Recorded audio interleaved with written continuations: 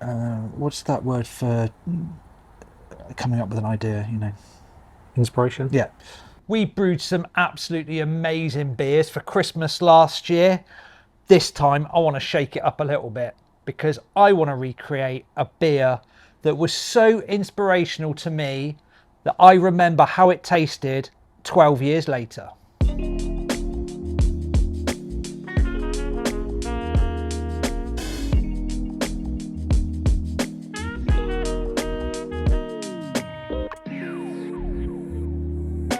Rob, emotional stuff. A beer that literally changed the way you think about beer. Changed the way that I think about beer that could be brewed commercially or by a home brewer. It was an absolutely outstanding beer, James. You have piqued my curiosity. I want to know, what's the beer we're talking about? Okay, there was a serial homebrew competition winner. And we do get these occasionally. There's been a few over the years. Fraser Withers, for example, is really good at competitions. There's been plenty of others. One that was back in the day was called Graham Coates. Now, Graham was in the same brew group as me, the Oxford Brewers, and he was a real scientific brewer, really dedicated. Meticulous. And was also a serial competition winner. Okay. Now, I think one of the first competitions that he won was a competition that was run in a place called Sutton, just outside London, and he made a beer, basically a historical porter. Now, he had gone to the extent of kilning his own grains to get them to the spec that he wanted. Yeah, that was quite some beer, and he actually gave me a couple of bottles of this. Yes, it changed the way that I thought about how beer can be made. Wow, that's amazing. So actually roasted their own malts to get to the spec that they wanted. Yeah, it took pale malt and basically turned it into brown malt by roasting it at home to a certain temperature. Okay. Yeah, he was an absolutely awesome brewer. So what do you want to do today then, Rob? What is it you want from this thing we're going to embark on, this journey? Okay, so I'm not a scientific brewer in the same way that Graham is, and that beer was so good. Trying to make something as good as that is probably not where we're at, but I want to have a crack at brewing something similar. So at the time, Graham was, I'm not sure whether he still is, part of the Durden Park Beer Circle. Oh yeah. Now, absolutely famous, right? Absolutely, yeah. Now, we got talking to one of the members of the Durden Park Beer Circle, Mr. John Kellett, who we've known for many a years here at the Malt Miller. He's quite a character. He is a legend as well. He is a legend. Always got a great question to ask. Always got something inspirational to talk about when it comes to beer. Indeed, but also absolutely chock full of knowledge. Yeah. So in combination with my memories of Graham Coates' beer, John Kellett popping in the other day into Malt Miller HQ, and us wanting to brew a Christmas beer, let's brew something from the Durden Park Beer Circle recipe archive. Rob, I have my trusty laptop with me and I'm on Durden Park's website. Now I can see there's a section here for recipes. Which recipe am I looking for? Because there's a few to choose from. On John Kellett's advice, we are brewing the Whitbread London Porter. Right, okay, I'm going to open that up. First thing we're going to need to think about is what batch size do you want to brew? Oh, about 20 litres. Okay, because the recipe on here is for 1 gallon. Well, we can change that up, that's fine. Yeah, we can. So we've got pale malt, we've got brown malt, we've got black malt, and we're using Fuggles or Goldings. Mash for 3 hours. Yep. We don't need to mash for 3 hours anymore, do we? Because the modern malts, it's just not required. But we're going to mash for 3 hours anyway. All right, and boil for 90 minutes. That doesn't scare me too much, the boiling for 90 minutes. No, because actually boiling for 60 minutes is a relatively modern thing. We always used to boil for 90 minutes. Yeah, and actually lager production. Yeah. You know, Budvar, for example, they still boil for 90 minutes. Okay, well, I think I can take what's here and take this historic recipe, and I'm going to use a bit of modern technology, ChatGPT, and I'm going to put this recipe into ChatGPT and get it to scale it for me to 23 litres, because we also need to hit an OG of 1060. So give me a moment, I'm going to do that. Computer music, computer noises, calculations. James, now I've worked a little bit with ChatGPT and I know that it's quicker than that, so what you at? Well, Rob, I'm also doing a little bit of research of my own into the beer style. You mean ChatGPT is? I'm using it as a tool to help me do some research. Now I know I know a little bit about the style. You know, it is one of the most historical beer styles, right? That during the 1800s became hugely popular with market porters in and around London, hence where the name comes from. That name then described a fairly kind of dark beer that was medium in strength, but as it became stronger, that's where stout porter came in, which then became stout, and the distinction between the two styles came from. The things that ChatGPT has helped me discover is it was a huge beer style for the kind of industrialisation of beer production in and around London and the wider UK. Right, we know all that, James. That's absolutely fine. But what we're more interested in at the moment is how we're actually going to brew this beer and what it's going to taste like at the end. Trying to help bring you a little bit of informative, educational stuff for you around this content. And Rob just wants to cut to the chase and get brewing. Yeah. One thing that I have had to look at is hopping schedule, because on the recipe on Durden Park's website, it doesn't actually tell you what IBU you're shooting for. It says add an ounce of hops and boil for 90 minutes. Yeah. Those historical recipes, alpha acids and all that kind of stuff, it wasn't as easily identified. All over the place, wouldn't it? Absolutely. We can be a bit more scientific with that. We know that the hops that we're going to be using, which is Fuggle, we know that the harvest that we've got is actually quite a low alpha at 3.1%. So we're going to be needing to use a fair amount of those in the boil. In fact, 100 grams, 110 grams at 90 minutes.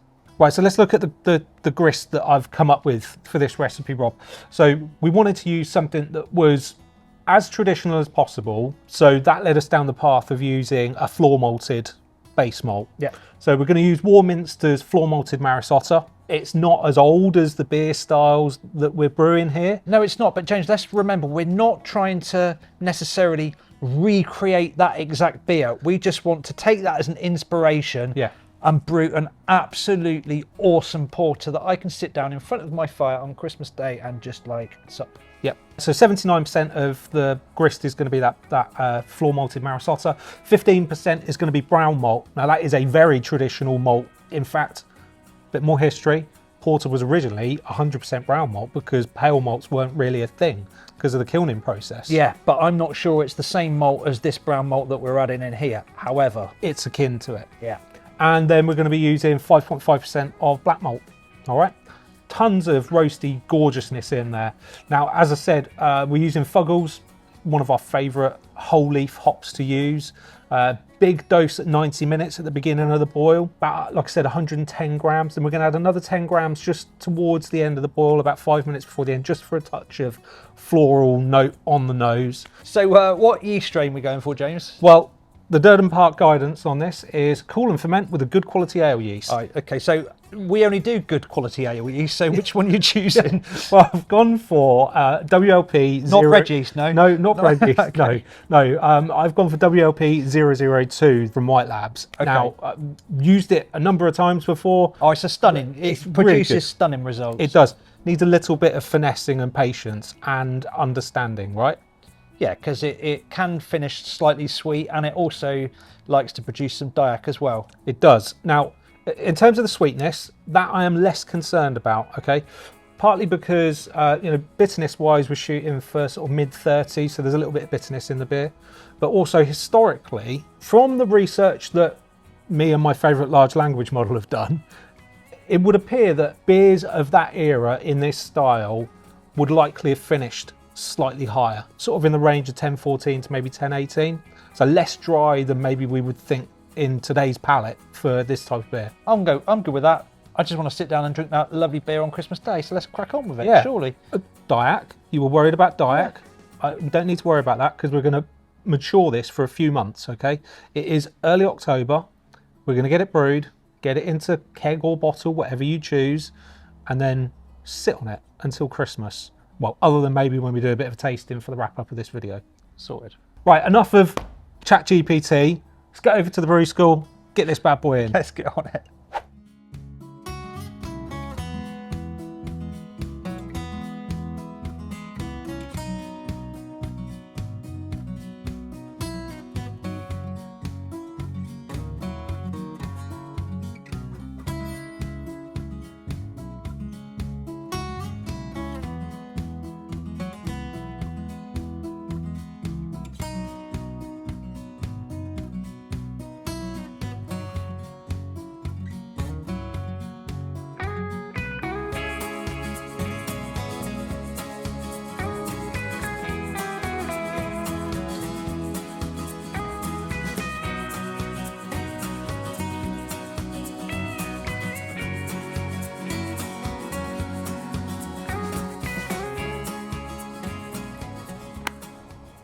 6 weeks has passed, Rob, since we embarked on our historical brewing journey that you had absolutely no interest about learning about and just wanted to crack on and brew the beer. Yeah, and now I just want to crack on and drink it, James. How are we doing? We are doing very well, and Rob, I've even brought my beer engine in from home so that we can try this beer in probably the most traditional format possible. But we need to give all the people at home a little bit of a rundown on how things have gone before you can get yourself tucking into that, all right? Yep, no problemo. I fully admit that I've had next to nothing to do with this whatsoever. You have done everything, including the packaging, the whole lot. So I hope you think of me on Christmas Day when you're sat there enjoying it round the fireplace. yeah. Anyway, how did fermentation go? Okay, so we do have a few things to note. First of all, on brew day, now we actually came in under our volume. So we finished with about 18.5 litres in the keg, and we overshot our numbers. All right, we were aiming for 1060, Yeah. and we achieved 1077. Yeah, we overshot it by quite a long way, didn't we? We could have licked back though, couldn't we? We could have done, Yeah. we could have done, but we didn't. We didn't, did we? No. Now, we talked about how the yeast, the White Lab 002, needs a little bit of attention, right? And it can finish a little bit higher in terms of final gravity. That's actually what happened here. I mean, it's quite unavoidable because you've already set the sugars. The fermentation itself was fine, but it finished at 1023. Yeah, that doesn't surprise me at all because it was such a high starting gravity. I mean, the attenuation, it can only do so much. Yeah, and you've got things like black malt in there as well, which, you know, you're not going to get much in the way of fermentable sugars out of. No. So that's left us with a beer that's 7.1%. Nice. All right, so it is a strong boy. Yeah, so what we've actually made is a sipping beer. Yeah, it depends what day of the week it is, I guess. Christmas Day. Yeah. So we left it in the Firmzilla that we brewed it in for 3 weeks. Now, I know a Firmzilla isn't a traditional kind of open top fermenter that might have been used back in the day, but it did mean that we could leave it in there for an extended period of time to clean up diacetyl without the risk of oxidising the beer. Yeah, sure. So did you remove the trub in that time? No, left it. Oh, really? Yeah, left it. You left it on the yeast for that entire time? Yeah, and then transferred it into a keg and then put it in our fermentation chamber that's been sat at about 4 degrees, just maturing for the last 3 weeks. Now, it needs longer to mature, in my opinion, and I think it will only get better. But I'm really interested to see how it's tasting today. And we definitely thought that using a beer engine was the right way to serve this, certainly for this part of the video anyway. Here's your first glass. I did a bit of a better job on pouring yours. Mine's got a slightly thicker head on it. Cheers. Cheers. Looks beautiful, mate. Really does. Beautiful. Lovely Yeah. tan colour head on there. Yeah, gorgeous. Really nice, fine, tight head on it as well. Yeah, it's nice. Just carbonated the keg just a touch to like 1 volume, just to give us a little bit of carbonation. I mean, it smells delicious. It's really roasty, isn't it? Yeah, roasty, Really roasty. but like sweet roasty, Yeah. deep, delicious coffee notes. Right, I'm going in. Oh, that's delicious. Do you know, I know that you say that it may well improve with slightly longer maturation, but actually that is drinking really, really well right now. Yeah, yeah. I mean, it's fresh, it's vibrant, but it's deep and unctuous as well, isn't it? Yeah, I mean, Yeah. it's a complex beer. Yeah. There's an awful lot going on in there. That is a real complex beer, but real deep roast malt flavour, really, and it really hangs on in your mouth as well, doesn't it does. The bitterness is just enough to balance out that higher gravity as well. And considering it's 1077 starting gravity and 1023 finishing, it's not overly thick either, is No. it? You know, it's not that really heavy. It's not got a really heavy mouthfeel to it. It's just, No, but there's a good amount of body. it's coating, but it's not cloying, as it were. You know. Yeah. It's probably a little bit cold because it's just come out of the fridge. Yeah. As it warms up and you kind of put it next to the fireplace, that flavour's just going to come through more and more. There is a touch of like hoppy floralness on the nose, yeast esters. I don't know whether it's just the romantic sort of nature of that 002 yeast or not, I don't know, but I always think that it actually produces like a creamier kind of mouthfeel to it. Yeah. I don't know whether it's just a perceived thing or whether it is actually true, I don't know. But I mean, it's an interesting yeast to brew with. Clearing it out of the Firmzilla at the end, it was like a jelly had set at the bottom of the tank. well, funny you should say that, James, because it is the one yeast quite often we will send it out to people if they've not used it before. We get an email back saying this yeast isn't right. It's all clumpy and it's like it doesn't want to separate. Well, no, it doesn't, because that's what it wants to stick to the bottom of that fermenter, which is exactly what it's doing in the yeast packet. The end result is a very bright beer, though. Not that you can really tell on this because it's so dark, but it is a bright beer. It's clean. Right. Okay. So that's enough about the actual beer itself. What about the experiment that we've actually done? Well, I've never tried beers of this nature before. I mean, I've tried beers that taste similar to this, and I always associate the flavour profile in this beer with some of the really big imperial stouts, but obviously not. This is not as big and thick as that, but it's got that same profile. You, obviously, having tried Graham Coates' beer back in the day, you know, does this do the job that you wanted it to when we set out on this project? Well, funnily enough, because we're a time away from doing the brew day, I've had a little bit more time to research, and actually I think that beer that Graham Coates gave me was actually an imperial stout rather than a porter. Okay. So it would have been bigger than this anyway, but putting that aside and just having done the experiment of having something inspired by a Durden Park recipe, mate, that is an absolute cracker. I love it. Good. Well, that's my Christmas present to you then. Oh, thank you sat very there much. in that keg. 18 litres left. Well, probably a bit less than that now after we've had these. Yeah. Okay, so you mentioned that, you know, I did a lot of the brewing process and you're enjoying the end result there. But do you think there's anything that we could do differently if and when we rebrew this, which I think is definitely a when, not an if, because it is absolutely delicious? Yeah, a couple of things actually. You know my love of smoked malt, James? Oh, God, here we go. Yeah. Well, I'm not saying turn this into a smoked beer, but I think just perhaps 10%. Swap that base malt out for 10% smoked malt. The Vireman, the beech smoked malt, I think that might just give it even more complexity. It wouldn't turn it into a smoked beer, but it would just be a hint. And I think that would really be... I can see how that would work as well from a historical standpoint, because a lot of the kilns used to roast malt would have been wood-fired or coal-fired. They would have had a natural smokiness to them. Maybe not 10%, maybe 3%. I've messed around with smoked malts for fair amount, and I like them. But a 10% is that sort of, yes, you can taste it, but it's not a smoked beer. Anyway. For you and your palate. For me and my palate, yeah. What else could we do, James? I think one thing for me would be really interesting to try playing around with some different yeast strains for this. The obvious thing would be to stand here and say, oh, back liquor it to the right gravity, and, you know, that would make a difference to the attenuation, because it would. Yeah. But actually, I would like to play around with some of the, and I use this term loosely, modern yeast strains. Something like WHC Saturated as a dry yeast strain, which we've used in ESBs before, we've used in porters. You know, it works in those beer styles because it has that lovely yeasty kind of fruity ester that you associate with actually yeasts like this one.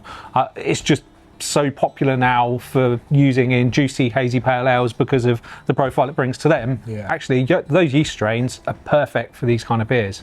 This beer with higher attenuation, therefore less body, and I just wonder how that would play out with the beer. It would completely change the beer. Oh yeah, absolutely. Whether it would completely change it for the better, I don't know, but it's an experiment worth doing. Yeah, I think the only other thing I'd do is if I was going to go to the effort of brewing this again, you know, a 3-hour mash, which I would do again, a 90-minute boil, which I would do again. The only difference really for me would be to make sure that I brew 2 kegs worth, because, you know, I've got none for Christmas, whereas Rob gets to enjoy it all. I can swap some into an Oxybar for you. Ah, perfect. So you can have 4 litres. Oh, thank you. Yeah, you won't though. No. So James, one thing actually that we need to touch on is that 3-hour mash. Yeah. Because that is something that we really don't do very often at all. What do we think that has brought to the party, if anything? Do we think it has? I can't really say anything other than authenticity. which, can you taste authenticity in a glass? I think you can, but without trying it with a version that hadn't been mashed. Yeah, like side by side. Yeah, it's difficult to say. It's tricky. What it gives me is a sense of enormous well-being. Yeah. That I have stayed as true as possible where possible for this recipe. You know, we had to play around with our hop additions so that we could be a little bit more scientific with that. So that probably strayed a bit from the traditional methods. We are using modern malts, and we had to think about subbing some of those. Well, not subbing them out, just we don't have a time machine. We can't go back to the 1800s and get some base malt from then and bring it back to here. So we had to interpret the recipe to a degree, but what we didn't interpret or deviate from was that mash profile and that boil. And I think, certainly for me, that makes me respect this beer more, because we've done as much as we can to not cut corners. I think that extended mash, deepening of colour, and I think deepening of flavour as well. Impossible to tell without a side by side. I feel that's made a nice difference. Yeah. And I would definitely play around with that more. This has been an absolutely fantastic experiment. What better inspiration than going back into your past and picking out a moment that meant something to you, that you've remembered for a period of time, and basing a beer around that. It's one of the fantastic things about the hobby. Well, and just beer in general. Beer brings people together, which therefore creates memories. And for me, you know, I will remember drinking this. I wasn't there when you were given the beer by Graham. No. But that's a shared memory now that we've got of creating this to reflect that and help you relive a bit of beer nostalgia that you've got for something that you hold really dear. Yeah, and it was not right at the beginning of my beer journey, but relatively close to the start of my beer journey. So yeah, cheers Graham Coates, thank you very much. Cheers Graham. And do make sure that you go and check out Durden Park's website. They've got a book that you can purchase from them as well, with loads of historical recipes. There's a few on the site that you can try. And if you're in the area and you live locally, do go and join the club, because it's filled with absolute homebrewing heroes and legends that will undoubtedly be able to help you grow and enjoy the hobby more and more and more. And in the meantime, if you want to get a slice of this yourself, there's a link in the description below so you can grab the recipe kit for this beer. We've given you a few different yeast options so that you can choose the one that suits your budget or preference, but absolutely have a go at brewing it, because we think this is our festive beer of 2025, right? It's absolutely banging. Nice one. Cheers Rob, thanks for letting me join you on this journey. Thank you very much James, thanks for all the hard work. What? Don't thank me, thank ChatGPT. Yeah. Now, if you've enjoyed the video, please make sure that you hit subscribe, you tap the bell for notifications, and you give this video a thumbs up. Please also drop us a comment down below if you've got any questions for either myself, Rob, or ChatGPT on how we produce this beer or anything else that we've covered in this video. And don't forget, you can sign up to our newsletter so you can stay up to date with everything we're doing here at the Malt Miller down in the description below. And we'll see you again. Have a great brew. Cheers.